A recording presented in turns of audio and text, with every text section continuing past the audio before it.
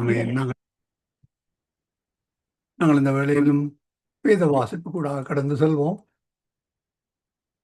1 நாளாகமம் 24ஆம் அதிகாரம். ஆரோன் புத்திரரின் வகுப்புகளாவன: ஆரோனின் குமாரர் நாதாப், அபியூ, எலெயாசார், இத்தாமார் என்பவர்கள். நாதாபும் அபியூவும் குமாரர் இல்லாமல் தங்கள் தகப்பனுக்கு முன்னே மரித்தபடியினால் எலெயாசாரும் இத்தாமாரும் ஆசாரிய ஊழியம் செய்தார்கள். தாவீது சாதோக்கை கொண்டு எலெயாசாரின் புத்திரரையும், அகிமெலேக்கை கொண்டு இத்தாமாரின் புத்திரரையும் அவர்கள் செய்ய வேண்டிய ஊழியத்துக்கு முறைப்படி அவர்களை வகுத்தான். அவர்களை வகுக்கிற போது இத்தாமாரின் புத்திரரை பார்க்கிலும் எலெயாசாரின் புத்திரருக்குள்ளே தலைமையானவர்கள் அதிகமான பேர் காணப்பட்டபடியினால் எலெயாசாரின் புத்திரரில் 16 பேர் தங்கள் பிதாக்களுடைய குடும்பத்துக்கும், இத்தாமாரின் புத்திரரில் 8 பேர் தங்களுடைய பிதாக்களுடைய குடும்பத்துக்கும் தலைமையாக வைக்கப்பட்டார்கள். எலெயாசாரின் புத்திரரிலும் இத்தாமாரின் புத்திரரிலும் பரிசுத்த ஸ்தலத்துக்கும் தேவனுக்கு அடுத்த காரியங்களில் பிரபுக்களாய் இருக்கும்படிக்கும் இவர்களுக்கும் அவர்களுக்கும் வித்தியாசம் பண்ணாமல் சீட்டு போட்டு அவர்களை வகுத்தார்கள்.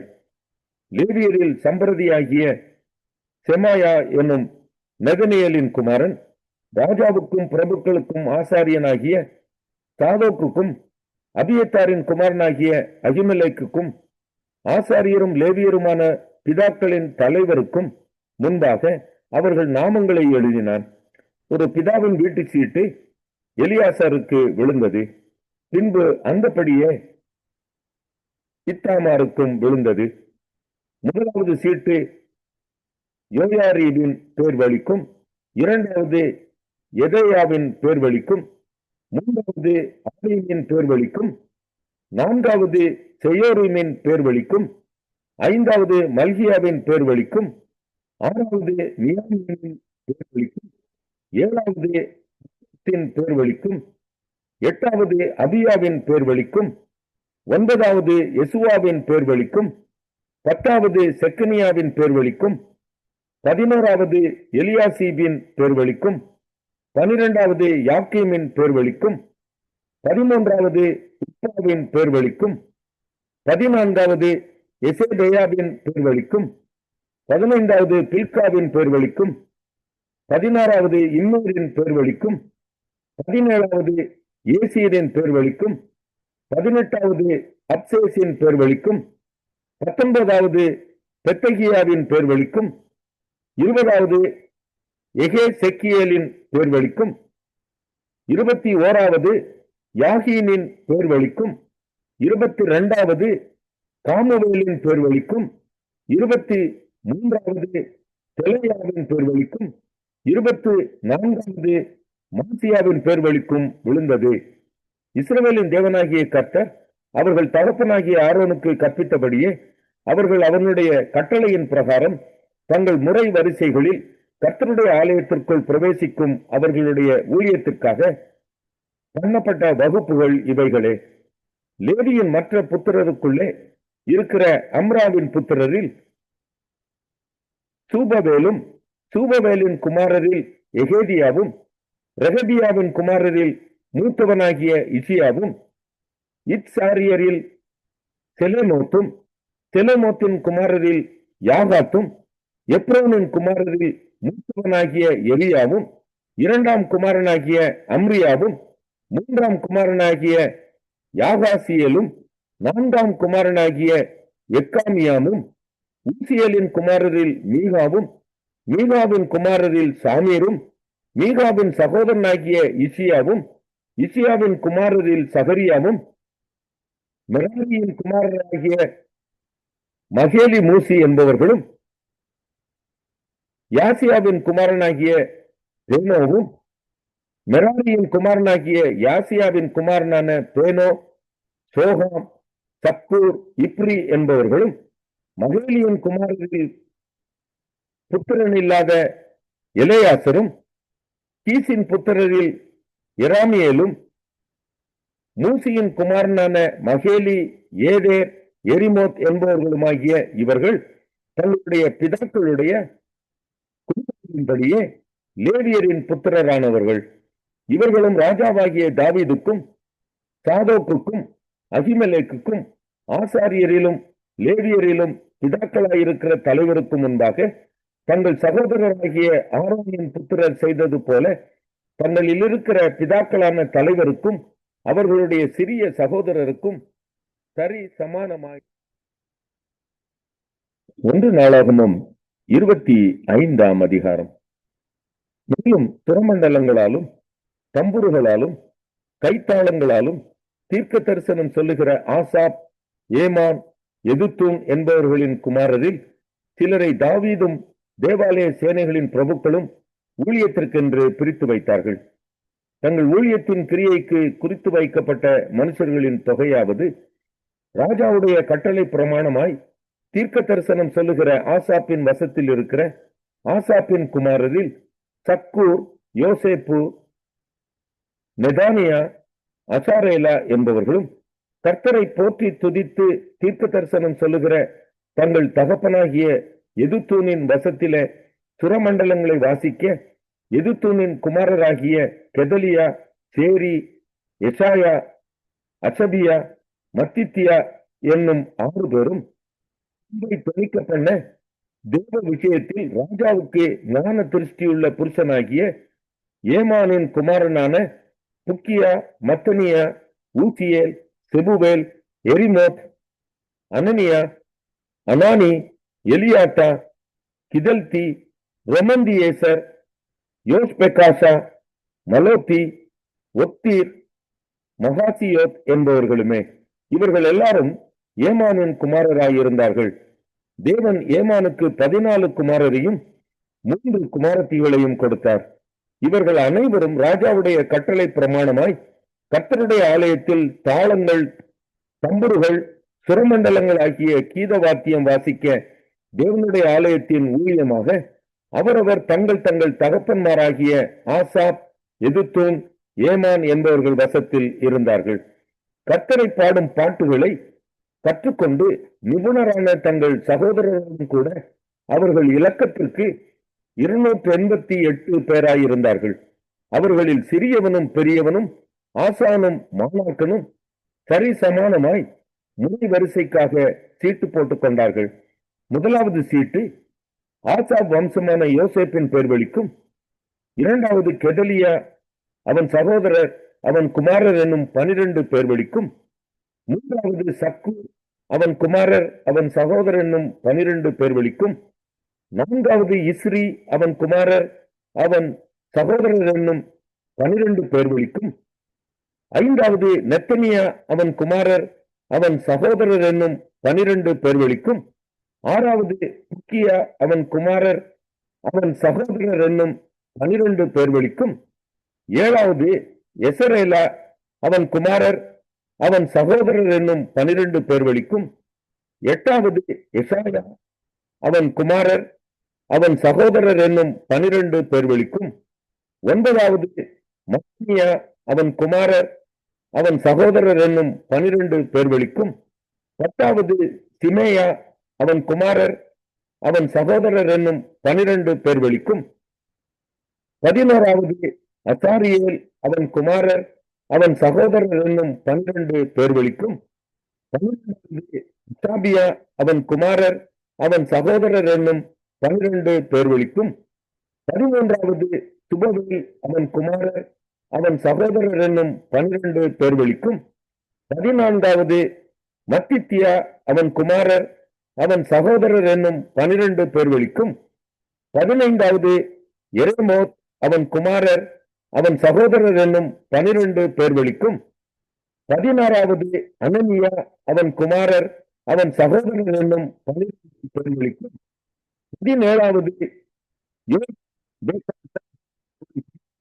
அவன் சகோதரர் என்னும் 12 பேர் வழிக்கும், 18வது அவன் சகோதரர் என்னும் 12 பேர் வழிக்கும், 19வது மலோத்தி அவன் குமாரர் அவன் சகோதரர் என்னும் 12 பேர் வழிக்கும், 20வது எலியாத்தா அவன் குமாரர் அவன் சகோதரர் என்னும் 12 பேர் வழிக்கும் 21வது ஒத்தீர் அவன் குமாரர் அவன் சகோதரர் என்னும் 12 பேர் வழிக்கும் 22வது கிதல்தி அவன் குமாரர் அவன் சகோதரர் என்னும் 12 பேர் வழிக்கும் 23வது மானத்தியோத் அவன் குமாரர் அவன் சகோதரர் என்னும் 12 பேர் வழிக்கும் 24வது ரெமந்தியேசர் அவன் குமாரர் அவன் சகோதரர் என்னும். எசேக்கியேல் 34ஆம் அதிகாரம். கர்த்தருடைய வார்த்தை எனக்கு உண்டாகி, அவர் மனுபுத்திரனே, இஸ்ரவேலின் மேய்ப்பருக்கு விரோதமாக தீர்க்க தரிசனம் உரை. நீ தீர்க்க தரிசனம் உரைத்து அவர்களோடு சொல்ல வேண்டியது என்னவென்றால், கர்த்தராகிய ஆண்டவர் மேய்ப்பருக்கு சொல்லுகிறார், தங்களையே மேய்க்கிற இஸ்ரவேலின் மேய்ப்பருக்கு ஐயோ! மேய்ப்பர் அல்லவா மந்தையை மேய்க்க வேண்டும். நீங்கள் நெய்யை சாப்பிட்டு ஆட்டு மயிரை உடுப்பாக்கி கொள்ளுகிறீர்கள், கொளுத்ததை அடிக்கிறீர்கள், மந்தையையோ மேய்க்காமற் போகிறீர்கள். நீங்கள் பலவீனமானவைகளை பலப்படுத்தாமலும் நசல் கொண்டவைகளை குணமாக்காமலும் எலும்பு முறிந்தவைகளை காயங்கட்டாமலும் புறத்துண்டவைகளை திருப்பிக் கொண்டு வராமலும் காணாமற் போனவைகளை தேடாமலும் போய் பலாத்காரமும் கடூரமுமாய் அவைகளை ஆண்டீர்கள். மேய்ப்பன் இல்லாததினால் அவைகள் சிதறுண்டு போயின. சிதறுண்டு போனவைகள் காட்டு மிருகங்களுக்கெல்லாம் இரையாயின. என் ஆடுகள் சகல மலைகளிலும் உயரமான சகல மேடுகளிலும் அலைப்புண்டு பூமியின் மீதெங்கும் என் ஆடுகள் சிதறி திரிகிறது. விசாரிக்கிறவனும் இல்லை, தேடுகிறவனும் இல்லை. ஆகையால் மேய்ப்பரே, கர்த்தருடைய வார்த்தையை கேளுங்கள். கர்த்தராகிய ஆண்டவராய் இருக்கிற நான் என் ஜீவனை கொண்டு சொல்லுகிறேன், மேய்ப்பன் இல்லாததினால் என் ஆடுகள் சூறையாகி என் ஆடுகள் காட்டு மிருகங்களுக்கெல்லாம் இரையாய் போயின. என் மேய்ப்பர்கள் என் ஆடுகளை விசாரியாமற் போனார்கள். மேய்ப்பர்கள் மந்தையை மேய்க்காமல் தங்களையே மேய்த்தார்கள். ஆகையால் மேய்ப்பரே, கர்த்தருடைய வார்த்தையை கேளுங்கள். கர்த்தராகிய ஆண்டவர் சொல்லுகிறார், இதோ நான் மேய்ப்பருக்கு விரோதமாக வந்து என் ஆடுகளை அவர்கள் கையிலே கேட்டு, மேய்ப்பர் இனி தங்களே மேய்க்காதபடி மந்தையை மேய்க்கும் தொழிலை விட்டு அவர்களை விலக்கி, என் ஆடுகள் அவர்களுக்கு ஆகாரமாய் இராதபடி அவைகளை அவர்கள் வாய்க்கு தப்ப பண்ணுவேன் என்று சொல்லு. கர்த்தராகிய ஆண்டவர் சொல்லுகிறது என்னவென்றால், இதோ நானே என் ஆடுகளை விசாரித்து அவைகளை தேடி பார்ப்பேன்.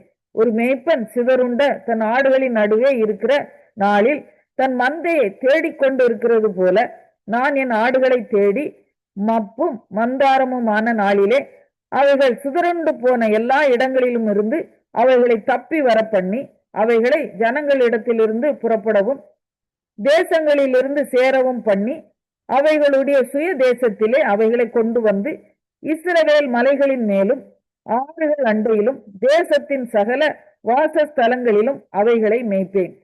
அவைகளை நல்ல மேய்ச்சலிலே மேய்ப்பேன். இஸ்ரவேலுடைய உயர்ந்த மலைகளில் அவைகளுடைய தொழுவம் இருக்கும். அங்கே அவைகள் நல்ல தொழுவத்தில் படுத்து கொள்ளும். இஸ்ரவேலின் மலைகளின் மேல் நல்ல மேய்ச்சலை மேயும். என் ஆடுகளை நான் மேய்த்து அவர்களை நான் மடக்குவேன் என்று கர்த்தராகிய ஆண்டவர் சொல்லுகிறார்.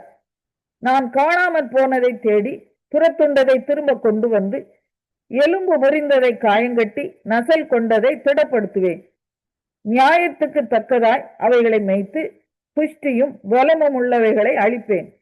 என் மந்தையே, கர்த்தராகிய ஆண்டவர் சொல்லுகிறது என்னவென்றால், இதோ ஆட்டுக்கும் ஆட்டு கடாக்களுக்கும் வெள்ளாட்டு கடாக்களுக்கும் நான் நியாயம் தீர்ப்பேன். நீங்கள் நல்ல மேய்ச்சலை மேய்ந்து உங்கள் மேய்ச்சல்களில் மீதியானதை உங்கள் கால்களால் மிதிக்கலாமா? தெளிந்த தண்ணீரை குடித்து மீதியாய் இருக்கிறதை உங்கள் கால்களால் குழப்பி போடலாமா? என் ஆடுகள் உங்கள் கால்களால் மிதிக்கப்பட்டதை மேயவும் உங்கள் கால்களால் குழப்பப்பட்டதை குடிக்கவும் வேண்டுமோ? ஆகையால் கர்த்தராகிய ஆண்டவர் அவைகளை நோக்கி, இதோ நானே கொழுத்த ஆடுகளுக்கும் இளைத்த ஆடுகளுக்கும் நியாயம் தீர்ப்பேன். நீங்கள் பலவீனமாய் இருக்கிறவைகளை எல்லாம் புறம்பாக்கி சிதற பண்ணும்படி அவைகளை பக்கத்தினாலும் முன்னந்தொடையினாலும் தள்ளி உங்கள் கொம்புகளைக் கொண்டு முட்டுகிறபடியினாலே நான் என் ஆடுகளை இனி சூறையாகாதபடிக்கு ரட்சித்து ஆடுகளுக்கும் நியாயம் தீர்ப்பேன். அவர்களை மேய்க்கும்படி என் தாசனாகிய தாவீது என்னும் ஒரே மேய்ப்பனை நான் அவர்கள் மேல் விசாரிப்பாய் இருக்க ஏற்படுத்துவேன். இவர் அவர்களை மேய்த்து இவரே அவர்களுக்கு மேய்ப்பனாய் இருப்பார். கர்த்தராகிய நான் அவர்களுக்கு தேவனாக இருப்பேன். என் தாசனாகிய தாவீது அவர்கள் நடுவில் அதிபதியாய் இருப்பார். கர்த்தராகிய நான் இதை சொன்னேன். நான் அவர்களோடு சமாதான உடன்படிக்கை செய்து துஷ்ட மிருகங்களை தேசத்தில் இராதபடிக்கு ஒழிய பண்ணுவேன்.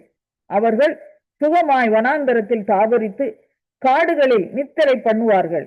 நான் அவர்களையும் என் மேட்டின் சுற்றுப்புறங்களையும் ஆசீர்வாதமாக்கி ஏற்ற காலத்திலே மழையை பெய்ய பண்ணுவேன். ஆசீர்வாதமான மழை பெய்யும். வெளியின் விருட்சங்கள் தங்கள் கனியை தரும். பூமி தன் பலனை கொடுக்கும். அவர்கள் தங்கள் தேசத்தில் சுகமாய் இருப்பார்கள். நான் அவர்கள் நுகத்தின் கயிறுகளை அறுத்து அவர்களை அடிமை கொண்டவர்களின் கைக்கு அவர்களை நீங்களாக்கி விடுவிக்கும் போது நான் கர்த்தர் என்று அறிந்து கொள்வார்கள். இனி அவர்கள் புற ஜாதிகளுக்கு கொள்ளையாவதில்லை. பூமியின் மிருகங்கள் அவர்களை பட்சிப்பதும் இல்லை. தத்தளிக்க பண்ணுவார் இல்லாமல் சுகமாய் தங்குவார்கள். நான் அவர்களுக்கு கீர்த்தி பொருந்திய ஒரு நாட்டை எழும்ப பண்ணுவேன். அவர்கள் இனி தேசத்திலே பஞ்சத்தால் வாரிக்கொள்ளப்படுவதும் இல்லை. இனி புறஜாதிகள் செய்யும் அவமானத்தை சுமப்பதும் இல்லை.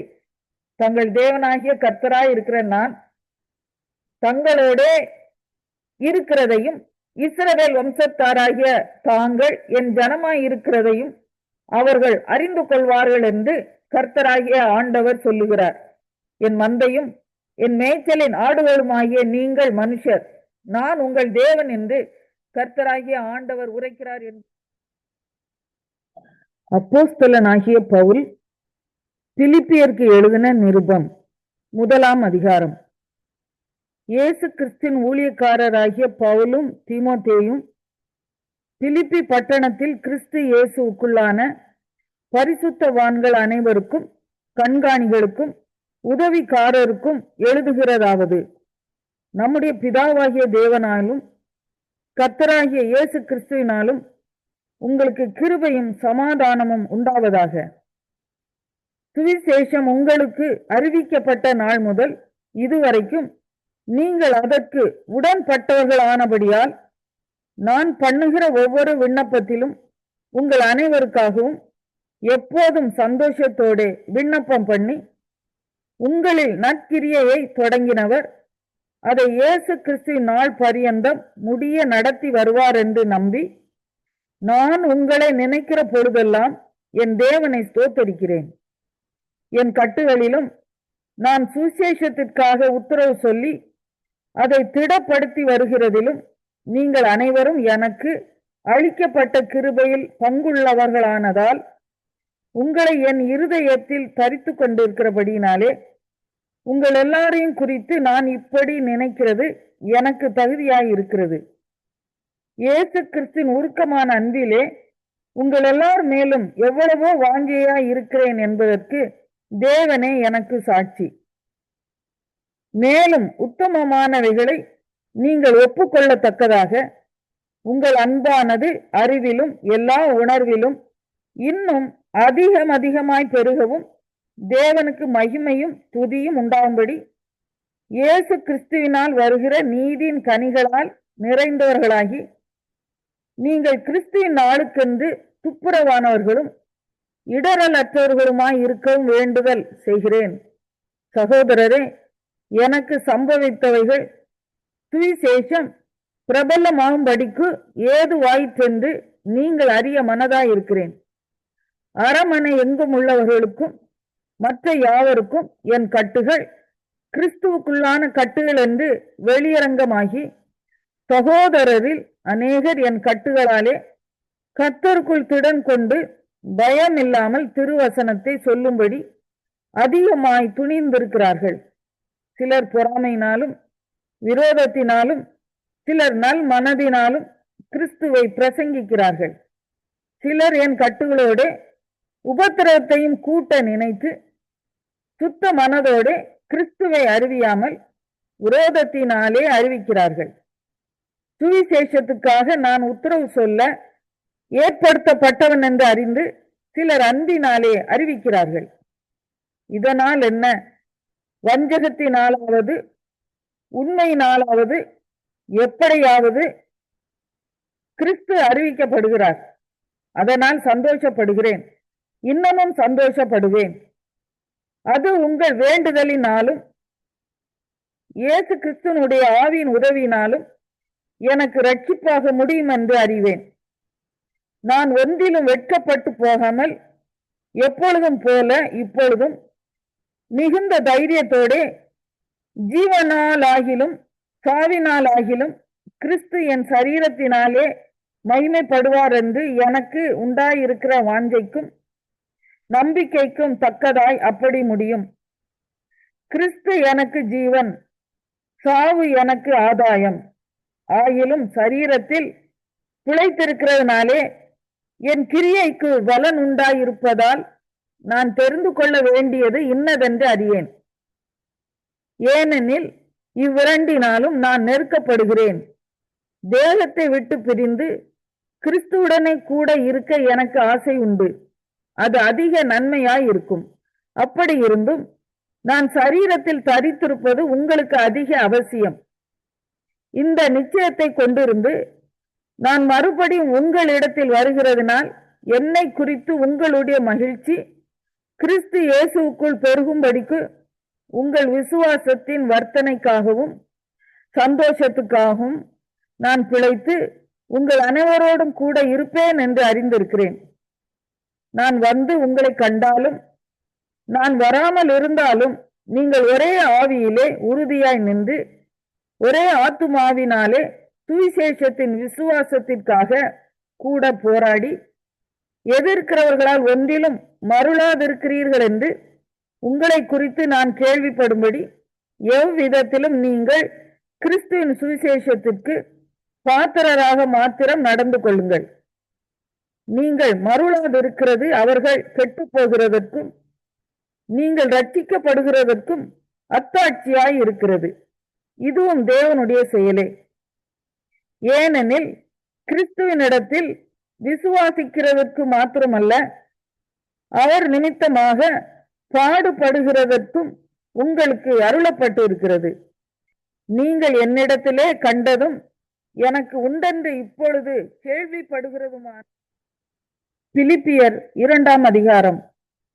ஆதலால் கிறிஸ்துவுக்குள் யாதொரு ஆறுதலும் அன்பினாலே யாதொரு தேறுதலும் ஆவியின் யாதொரு ஐக்கியமும் யாதொரு உருக்கமான பட்சமும் இரக்கங்களும் உண்டானால் நீங்கள் ஏக சிந்தையும் ஏக அன்பும் உள்ளவர்களாயிருந்து இசைந்த ஆத்துமாக்களாய் ஒன்றையே சிந்தித்து என் சந்தோஷத்தை நிறைவாக்குங்கள். ஒன்றையும் வாதினாலாவது வீண் பெருமையினாலாவது செய்யாமல் மனத்தாழ்மையினாலே ஒருவரை ஒருவர் தங்களிலும் மேன்மையானவர்களாக எண்ண கடவீர்கள். அவன் தனக்கானவைகளை அல்ல பிறருக்கானவைகளை நோக்குவானாக. கிறிஸ்து இயேசுவில் இருந்த சிந்தையே உங்களிலும் இருக்க கடவது. அவர் தேவனுடைய ரூபமாயிருந்தும் தேவனுக்கு சமமாய் இருப்பதை கொள்ளையாடின பொருளாக எண்ணாமல் தம்மை தாமே வெறுமையாக்கி அடிமையின் ரூபம் எடுத்து மனுஷர் சாயலானார். அவர் மனுஷ ரூபமாய் காணப்பட்டு மரண பரியந்தம், அதாவது சிலுவையின் மரண பரியந்தமும் கீழ்ப்படிந்தவராகி தம்மை தாமே தாழ்த்தினார். ஆதலால் தேவன் எல்லாவற்றிற்கும் மேலாக அவரை உயர்த்தி இயேசுவின் நாமத்தில் வானோர் பூதலத்தோர் பூமியின் கீழானோருடைய முழங்கால் யாவும் முடங்கும்படிக்கும் பிதாவாகிய தேவனுக்கு மகிமையாக இயேசு கிறிஸ்து கர்த்தர் என்று நாவுகள் யாவும் அறிக்கை பண்ணும்படிக்கும் எல்லா நாமத்திற்கும் மேலான நாமத்தை அவருக்கு தந்தருளினார். ஆதலால் எனக்கு பிரியமானவர்களே, நீங்கள் எப்பொழுதும் கீழ்ப்படுகிறபடியே நான் உங்களுக்கு சமீபமாய் இருக்கும் பொழுது மாத்திரமல்ல, நான் தூரமாய் இருக்கிற இப்பொழுதும் அதிக பயத்தோடும் நடுக்கத்தோடும் உங்கள் ரட்சிப்பு நிறைவேற பிரயாசப்படுங்கள். ஏனெனில் தேவனே தம்முடைய தயவுள்ள சித்தத்தின்படி விருப்பத்தையும் செய்கையையும் உங்களில் உண்டாக்குகிறவராய் இருக்கிறார். நான் வீணாக ஓடினதும் வீணாக பிரயாசப்பட்டதும் இல்லை என்கிற மகிழ்ச்சி கிறிஸ்துவின் நாளில் எனக்கு உண்டாயிருப்பதற்கு ஜீவ வசனத்தை பிடித்து கொண்டு உலகத்திலே சுடர்களைப் போல பிரகாசிக்கிற நீங்கள் கோணலும் மாறுபாடுமான சந்ததியின் நடுவிலே குற்றமற்றவர்களும் கபடற்றவர்களும் தேவனுடைய மாசற்ற பிள்ளைகளுமாய் இருக்கும்படிக்கு எல்லாவற்றையும் முறுமுறுப்பில்லாமலும் தர்க்கிப்பில்லாமலும் செய்யுங்கள். மேலும் உங்கள் விசுவாசமாகிய பலியின் மேலும் ஊழியத்தின் மேலும் நான் வார்க்கப்பட்டு போனாலும் நான் மகிழ்ந்து உங்கள் அனைவரோடும் கூட சந்தோஷப்படுவேன். இதன் நிமித்தம் நீங்களும் மகிழ்ந்து என்னோட கூட சந்தோஷப்படுங்கள்.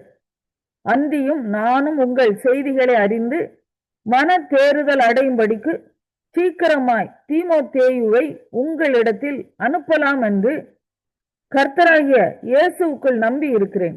அதேனென்றால் உங்கள் காரியங்களை உண்மையாய் விசாரிக்கிறதற்கு என்னை போல மனதுள்ளவன் அவனை அன்றி வேறொருவனும் என்னிடத்தில் இல்லை.